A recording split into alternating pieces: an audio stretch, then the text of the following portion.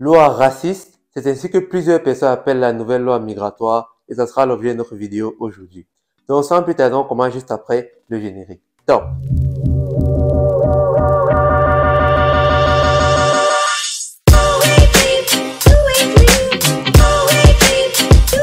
la vidéo d'aujourd'hui va se diviser en deux parties. Dans une première partie, je vais vous donner un peu le contenu de la loi migratoire et dans une deuxième partie, je vais vous donner quel est mon point de vue après avoir analysé les différents volets de cette loi. Donc sans plus tarder, on va commencer par le premier volet qui est celui du quota migratoire, du regroupement familial, mais aussi des allocations familiales. Quand on parle ici du quota migratoire, selon moi, le quota migratoire a été mis en place depuis plusieurs années. On attendait juste son annoncement officiel et j'en avais même déjà parlé dans une de mes vidéos. Qu'est-ce que cette loi dit? Cette loi dit tout simplement que chaque année, un débat va être organisé au Parlement pour définir sur 3 ans le nombre d'étrangers qui pourront s'installer sur le territoire français par catégorie. Quand on dit ici par catégorie, on voit par exemple les étudiants ou les salariés. Si on prend par exemple les années 2024, 2025, 2026, ceux-ci vont s'organiser en 2023 pour voter le nombre d'étrangers qui pourront s'installer sur cette étendue de 3 ans. Et maintenant, chaque année, en fonction des circonstances économiques, politiques et sanitaires, ils vont déterminer quel est le nombre d'étrangers qui pourront s'installer l'année à venir. Et c'est ainsi qu'en sommant les 3 années, ceux-ci vont respecter le quota migratoire préalablement défini en 2023. Au niveau du regroupement familial, on n'a pas plusieurs changements. On a juste le fait que la personne qui exige maintenant de voir un membre de sa famille doit bénéficier d'une durée de séjour sur le territoire français de 18 mois, dont 1 an et 6 mois. Et maintenant, il faut que la personne qui souhaite faire venir ici en France doit avoir un certain niveau de connaissance de langue française et nous en parlerons un peu plus tard dans la vidéo. Maintenant, en ce qui concerne les allocations familiales, il faut savoir que certaines prestations sociales dites non contributives telles que l'APL, la fameuse aide au paiement du logement, dont plusieurs étudiants étrangers, moi y compris, en ont bénéficié à leur arrivée ici en France. Mais il faut savoir que pour obtenir l'APL, il faudra avoir une durée de séjour d'au moins 5 ans. Mais heureusement, celle-ci ne concerne pas les étudiants étrangers et aussi les réfugiés. Donc, nous sommes épargnés. Mais toutes les personnes d'une autre catégorie, comme par exemple les salariés, les premières années, ou plus précisément les 5 premières années, vous ne bénéficierez pas de certaines prestations sociales. Vous allez vous débrouiller tout seul. Bon, on a terminé avec le premier volet. On passe maintenant au deuxième volet qui est celui de l'intégration et de la nationalité française. Il faut savoir ici qu'on a eu plusieurs modifications telles que le fait que cette nouvelle loi précise que tout étranger devra maintenant, lors de la demande de sa première carte de séjour pluriannuelle, bénéficier d'un certain niveau de connaissance de la langue française qui est celui du A2. Donc, comme ça a été le cas pour moi il y a cela 1 an et demi quand je suis arrivé ici en France, pour prouver votre niveau de connaissance, vous allez devoir passer le TCF, le test de connaissance de la langue française et obtenir un niveau minimum qui est celui du A2. C'est vraiment le niveau basique. Mais ce que moi je peux donner comme conseil aux étudiants qui font leur procédure de voyage, c'est de prendre comme référence le niveau B2, qui est le niveau intermédiaire, et pourquoi pas viser même le C2 pour maximiser leurs possibilités d'admission lorsqu'ils vont candidater dans les différents établissements.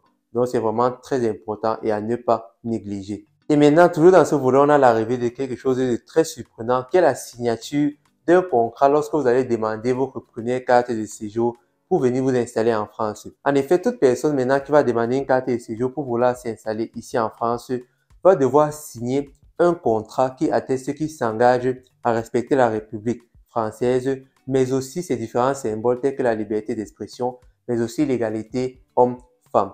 Donc, lorsque vous allez maintenant faire votre procédure de voyage, vous allez signer votre tout premier contrat pour certains qui dit « J'atteste monsieur XY que je m'engage à respecter la République française » et comme ça, s'il arrive, quand vous allez arriver ici, que vous deviez, on va vous rappeler que en venant, vous avez signé un contrat et maintenant, vous ne respectez pas vos clauses du contrat. Et là, on peut vous chasser facilement. Maintenant, pour les étrangers qui voudront bien avoir un enfant ici en France, il faut savoir que l'enfant n'obtiendra pas la nationalité directement. Il devra attendre ses 16 ans et lui-même faire la demande pour obtenir la nationalité. Il faut être clair, ceci concerne les personnes qui vivent en France de façon régulière et continuent depuis au moins 5 ans. Donc, le conseil que je peux donner aux étudiants étrangers qui sont déjà ici en France ou bien qui vont arriver dans les prochains mois à venir, c'est vraiment de vous concentrer sur vos études. Ça ne sert à rien de vous engager dans des relations qui vont vous mettre en difficulté et qui vont vous apporter des conséquences que vous n'allez pas pouvoir gérer directement. Maintenant, on passe aux choses sérieuses avec le troisième volet qui est celui du titre de séjour.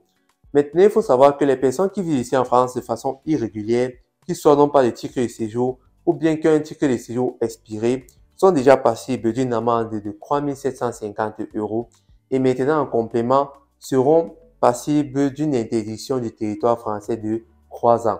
Et maintenant, il y a quelque chose de nouveau qui s'est rajouté pour les étudiants étrangers, c'est tout simplement l'adoption d'une caution de retour. Qu'est-ce que c'est qu'une caution de retour? C'est tout simplement un montant fixé par décret que les étudiants vont devoir bloquer dans un compte et utiliser celui-ci au terme de leurs études pour retourner dans leur pays d'origine.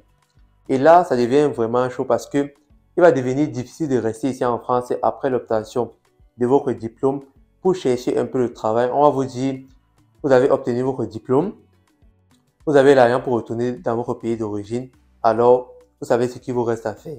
Et là, ça devient vraiment très compliqué.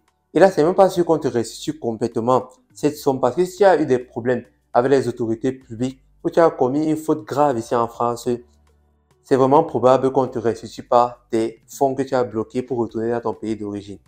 On va passer maintenant au quatrième volet qui est celui du renforcement des possibilités d'éloignement.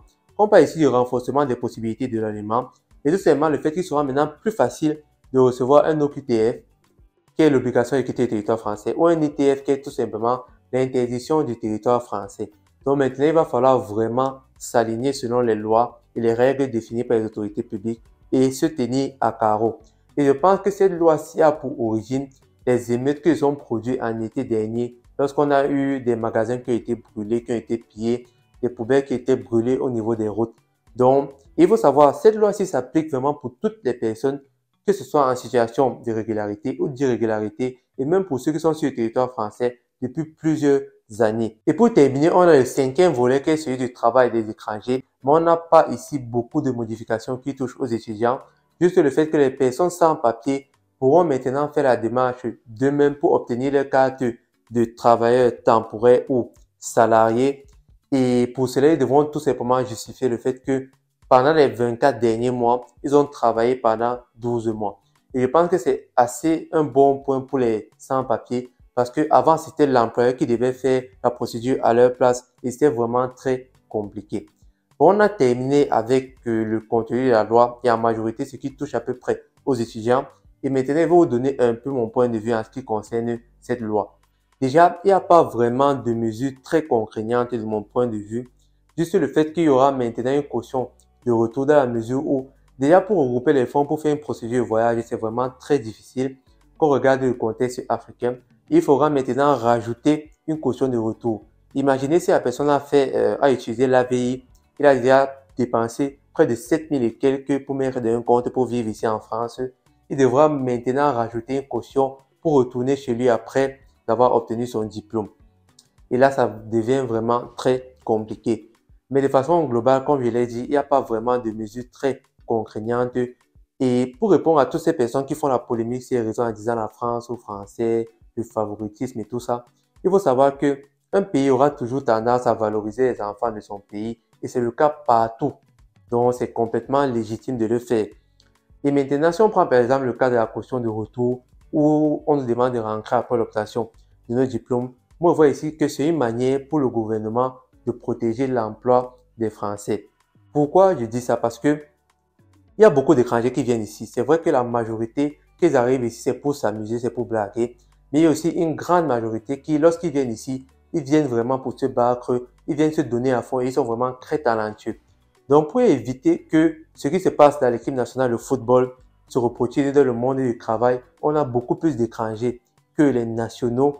Et ce qui peut même causer même un renversement des rapports de force, c'est mieux d'obliger un peu les étudiants étrangers ou bien les étrangers de manière globale de rentrer chez eux après l'obtention de leur diplôme. Et maintenant, si on prend d'un autre point de vue, c'est aussi une manière de nous faire retourner nos talents dans la mesure où, après avoir terminé ses études ici en France et avoir développé certaines compétences, celui-ci va retourner dans son pays d'origine, faire valoir ces compétences-là et permettra un développement de son pays d'origine.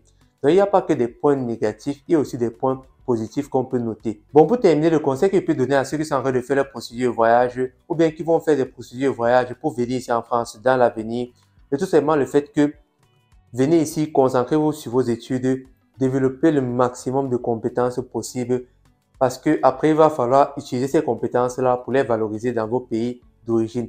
Et certes, vos pays d'origine ne vous attendent pas forcément. Il n'y a pas de mesures prises en compte pour vous valoriser lorsque vous allez rentrer dans vos pays d'origine. Mais c'est à vous, à travers vos compétences et vos connaissances, de pouvoir vous valoriser et vous en sortir sur le marché du travail. C'est vrai que ça ne sera pas facile parce que ça sera un nouveau départ à prendre en compte, mais avec le travail, tout est possible, les amis. Maintenant, est-ce qu'il faut plus faire de procédure de voyage Campus France? Selon moi, il faut continuer parce que déjà voyager, ça vous permet d'ouvrir votre esprit, ça vous permet d'avoir un nouvel état d'esprit et de développer de nouvelles compétences en acquérant une nouvelle culture. Ce qui va vous permettre, disons, d'avoir un certain avantage comparé à ceux qui sont dans votre pays d'origine. Et maintenant, tout ce qu'il va falloir rajouter ici, c'est que lorsque vous allez faire votre procédure de voyage, c'est de prévoir beaucoup plus de moyens financiers et de préparer aussi le fait que vous allez retourner dans votre pays d'origine. Bon, on a terminé avec la partie triste, mais non pas avec les bonnes nouvelles. J'aimerais tout d'abord vous remercier parce qu'on a dépassé la barre des 1000 abonnés et vous dire vraiment merci parce que j'aurais pas pu arriver à ce niveau sans vous. Et vous souhaiter également joyeux Noël et heureuse fin d'année à tous. Et vous promettre que au cours de l'année 2024, il y aura vraiment de l'évolution sur la chaîne du Sage Conseiller. Je ne vous dis pas à quel niveau, mais je vous promets qu'il y aura de l'évolution. Et j'aimerais également m'excuser parce que j'ai été un peu absent ces derniers temps, parce que déjà il y avait les évaluations de fin d'année, il y avait des projets à rendre, il y avait également le travail et c'était difficile de dégager une heure pour faire une vidéo. Mais au cours de l'année 2024, je vous promets d'être un peu plus régulier et ensemble, on va traverser la barre des 10 000 et pourquoi pas les 100 000 abonnés. Terminé pour aujourd'hui, rendez-vous à la prochaine vidéo et surtout, don't forget to subscribe to my channel. Ciao.